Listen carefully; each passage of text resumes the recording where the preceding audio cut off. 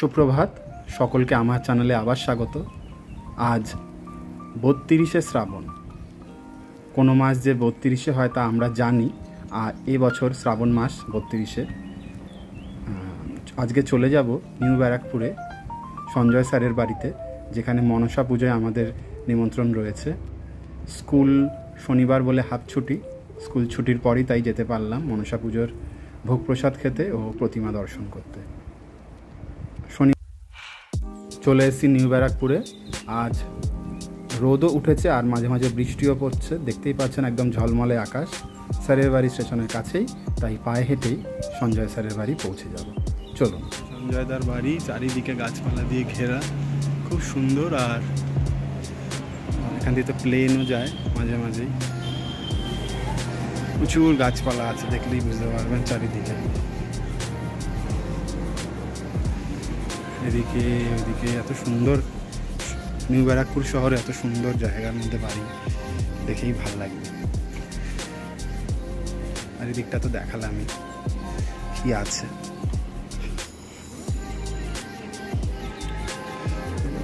সুন্দর। মা মনসা খুবই জাগ্রত দেবী। আমরা বিভিন্ন পৌরাণিক কাহিনীতে মা মনসার উল্লেখ পাই। মনসা মঙ্গল, অন্নদা মঙ্গল, বিভিন্ন লেখনীগুলোতে মা মনসার অপার কীর্তির কথা রয়েছে। খুব ভক্তি ও নিষ্ঠার সাথেই এই দেবীর পুজো করা হয়। বেহুলা লক্ষিন্দরের কাহিনীতে আমরা সকলেই জানি। চাঁদ সওদাগর মনসা দেবীর যে রোষের মুখে পড়েছিলেন তার কাহিনীও আমাদের জানা আছে। মা মনসার আশীর্বাদে আমাদের যাবতীয় বাধা বিপত্তি দূর হোক, নারী শক্তির উত্থান হোক, জাগরণ হোক, সমাজে আবার স্থিরতা ফিরে আসুক, এই কামনাই করি।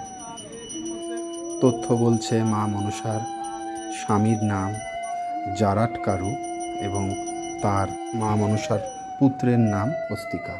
মা মনসা নাগেদের দেবী, তাই তার যত মূর্তি পাওয়া যায় সেখানে নাগদেরই দ্বারা বেষ্টিত দেখা যায়।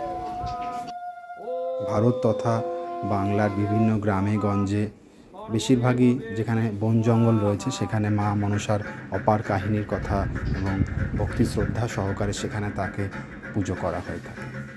শিব কন্যা হিসেবেও মা মনসা পূজিত হন। গুপ্তের মনসা মঙ্গল ও বিপ্রদাসের মনসা বিজয় নামক গ্রন্থ থেকেও মা মনসার কাহিনী জানা যায়। এছাড়াও মহাভারতে উল্লেখ রয়েছে মা মনসার, পুরাণ শাস্ত্রেও মা মনসার উল্লেখ রয়েছে।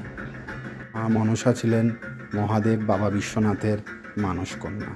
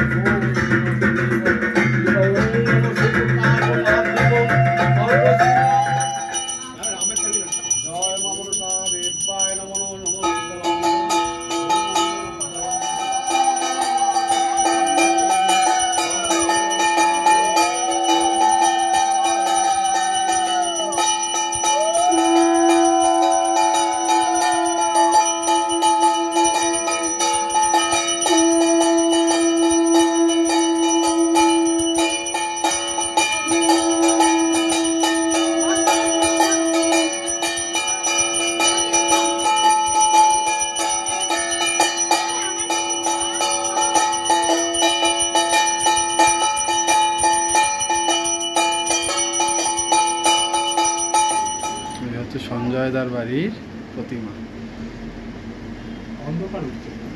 না, আলো উঠছে। মায়ের অপরূপ রূপ দেখে সবাই মুগ্ধ, আর খুব সুন্দরভাবে মায়ের পুজো করা হয়েছে।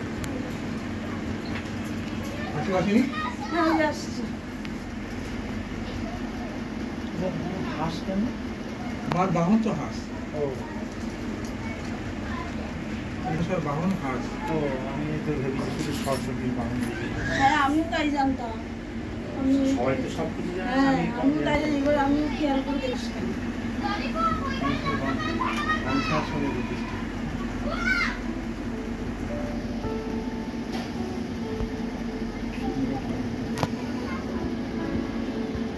কত বছর হচ্ছে পুজো তোমাদের এটা? চাকরি ছিলাম তো 13-14 বছর হয়ে গেছে। মায়ের আমলে হতো? না মা 25 বছর মানে তখন কোথায় এই পুজো কাউর আমলে না, আমার বংশেরও পুজো না। আমি নিজের উদ্যোগে করেছি। এই তারপরে এটা কি ভাষণ দিয়ে দেবো, বিসর্জন দিয়ে দেবো? না, এই 1 বছর থাকে। তারপরে চিন্তা আসবে বছর আগে এই ঘটে সুতো কাটবো আবার সেই পুজোর আগের দিন। 7ই আগস্ট পুজো, ওই 9-10 তারিখে। এখানে কোথায় যাবে আমার পুকুরই তো প্রাইভেট পুকুর আছে।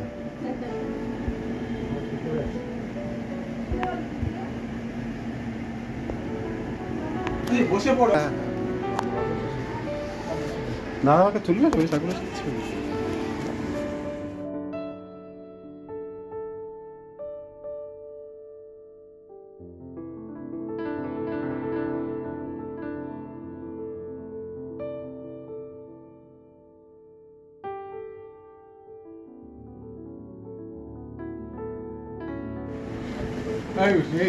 একটু দেখে বসে পড়বে, খালি খালি বসে পড়বে।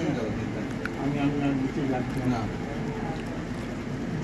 পুজোর আগে পর্যন্ত ভালো, পুজোর পর যে দেখছি কষ্ট, সেটাই এই সব গুছাতে সব কষ্ট মা দূর করে দেবে।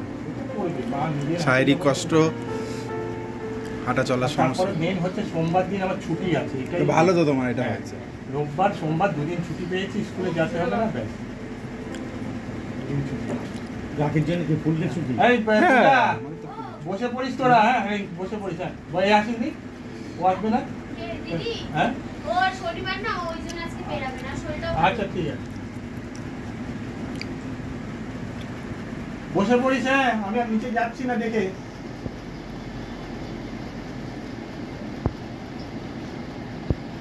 এই মাসে কি মানে শেষ হয়ে গেল না মনসা পুজো, আর নেই নাকি? আমার একটা ভাদ্র মাসে আছে 17 তারিখে বিশ্বকর্মা পুজো, সেটা রান্না পুজো। রান্না পুজো সেটা এগিয়েছি আমাদের পূর্ববঙ্গে দিন। সেটা কি? রান্না পুজো। হ্যাঁ রান্না পুজো, সেটাই। ওটাও তো মনসা পুজো। মনসা পুজোর মতোই তো। তাই ওটাও মনসা। হ্যাঁ রান্না পুজো আমি জানি, সেই গোটা গোটা আগের দিন রান্না করে রেখে ওটা দেয়। রান্না পুজো মানে মনসা পুজো।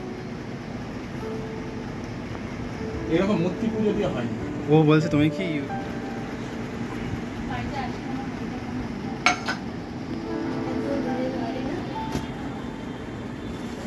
চোখের টিপ পেয়েছে।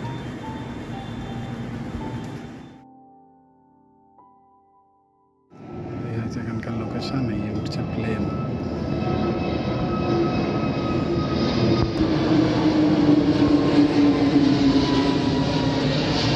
সুন্দর লোকেশন, চারিদিকে এত গাছপালা। এই হচ্ছে একটা পুকুর, গাছপালা দিয়ে।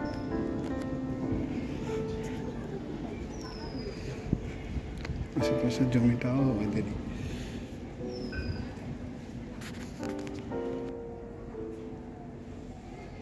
চলে এসেছিলাম নিউ ব্যারাকপুরে আমার পরিচিত একজন মাস্টারমশাইয়ের বাড়িতে মনসা পুজো। মাস্টারমশাইয়ের বাড়িতে মনসা পুজো অনেক বছর ধরেই হচ্ছে, আমরাও আসছি। আপনাদের কিছু ভিডিও দেখাবো মনসা পুজোর। অবশ্যই আমি এসেছি একটু বেলা করেই, কিন্তু পুজো তো অনেক আগেই শুরু হয়ে গেছে। আর এত সুন্দর পরিবেশ মাস্টারমশাইয়ের বাড়ি, এত গাছপালা, সুন্দর পরিবেশ দেখতেই পাচ্ছেন। আর ঠাকুরকে তো দেখালামই, ঠাকুরের ভিডিও। প্রতিমা দর্শনের পর এবার ভোগ প্রসাদের পালা। নিরামিষ খাবার, ভাত, শুক্তো, একটু পরেই দিয়ে গেছে ডাল, আলু ভাজা। তারপরেই চলে আসলো আমাদের জন্য ধোকার ডালনা, খুব ভালো হয়েছে খেতে। এরপরেই চলে এসেছিল আমাদের জন্য পনির, পনিরটাও বেশ সুস্বাদু ছিল, খুব ভালো লেগেছে। এরপরে চাটনি, পুরো কিন্তু এটা জল, মানে এই ডাক পাখিগুলো খাবার খেয়ে বেড়াচ্ছে। ছোট ছোট পোকা, মাছের চারা, আরো কত কি, কত সুন্দর গাছপালা দিয়ে ঘেরা। সুন্দর সময় তো কাটালাম। এরপরে চলে যাব আরেক বন্ধুর বাড়িতে, সেখানেও পুজো ছিল। সেখানে ছবি ও ভিডিও আপনাদের সামনে তুলে ধরলাম।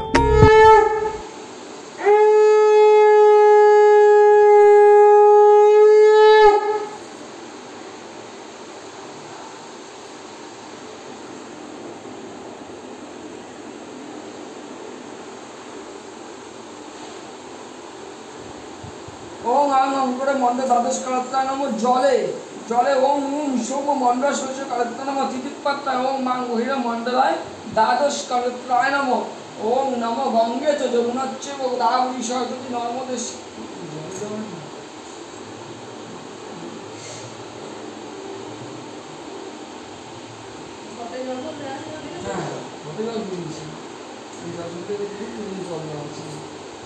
শেষের এই মনসা পুজো খুব ভালো কাটলো। কাজে কর্মে ব্যস্ত থেকেও পুজোর বাড়িগুলো যেতে পেরেছি বলে মন প্রাণও শান্তি পেল। আশা করি আপনাদেরও ভালো লেগেছে। তাহলে এবার বাড়ি ফেরার পালা। ঠাকুর সকলকে ভালো রাখুক, সুস্থ রাখুক, বাধা বিপত্তি দূর হোক, নারী শক্তির জাগরণ হোক আশা করি। মা মনসা অবশ্যই দোষীদের শাস্তি দেবেন এই আশাই রাখি। সকলে ভালো থাকবেন, সুস্থ থাকবেন। আর আমার এই ভিডিও ভালো লাগলে অবশ্যই আমার চ্যানেল সাবস্ক্রাইব করবেন। আর আমরা আশা করি যে সাম্প্রতিককালে যে ঘটনা হয়েছে তার দোষীরা শাস্তি পাবে। সুতরাং ভরসা রাখুন।